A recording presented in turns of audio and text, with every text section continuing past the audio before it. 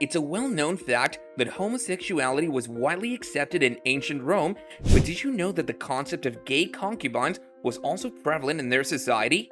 How were the lives of gay concubines in the Roman Empire? Were they living a life of luxury, or were they oppressed? Did they have rights, or were they treated as mere objects? Let's find out the answers to all these questions together. In the Roman Empire, a concubine was a woman who lived with a man and had a lower status than a wife. But gay concubines, or concubini, were young men who were kept by wealthy Roman men for their sexual pleasure. These young men were usually slaves or from the lower classes, and their relationship with their masters was not always voluntary. But some concubini rose to high positions of power and influence, using their relationship with their masters to their advantage.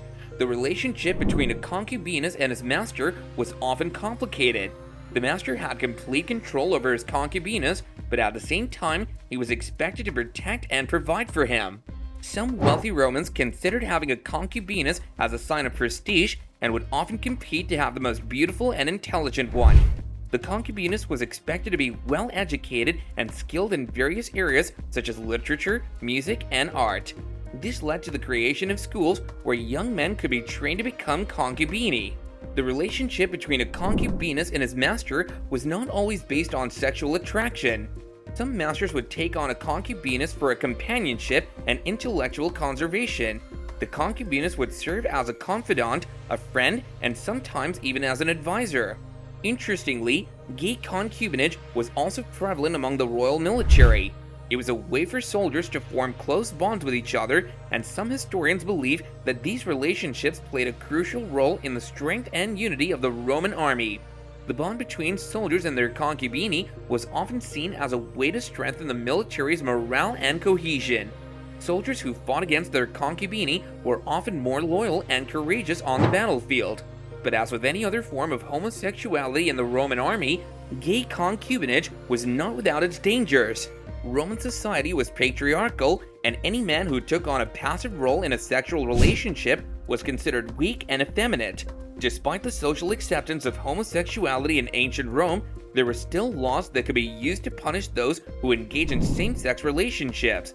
The most famous of these was Lex Gantania, which was enacted in the early Roman Republic and remained in force until the Empire. The Lex Gantania made it illegal for a freeborn Roman citizen to engage in sexual acts with another freeborn Roman citizen. The punishment for violating this law was severe and could result in fines, public shaming, or even exile. However, the law was rarely enforced, and same-sex relationships were generally tolerated as long as they didn't violate other social forms. In fact, many prominent Romans, including Julius Caesar and the Emperor Hadrian, are known to have had same-sex relationships. One of the most famous examples of a same-sex relationship in ancient Rome is that of the Emperor Hadrian and his lover Antinous. Antinous was a young Greek man who was taken as Hadrian's lover in the late 2nd century CE. He accompanied Hadrian on his travels throughout the empire and was widely regarded as the emperor's favorite. Tragically, Antinous died at a young age, and Hadrian was said to have been devastated by his loss. He ordered the construction of several temples and monuments in Antinous' honor, and the young man became the subject of countless poems, sculptures, and other works of art. It's worth noting that homosexuality wasn't the same as it is today. In ancient Rome, sexual relationships between men and women were the norm, but it wasn't uncommon for men to have sexual relationships with other men as well. Sexual attraction wasn't based on gender, but on social status, age, and physical appearance. The concept of gay concubines was also linked to the Roman practice of pederasty, which involved an older man taking on a younger male partner for sexual purposes. Pederasty was not considered taboo in ancient Rome and was even seen as a way for older men to pass on their knowledge and experience to younger generations. In conclusion, the lives of gay concubines were complex and multifaceted.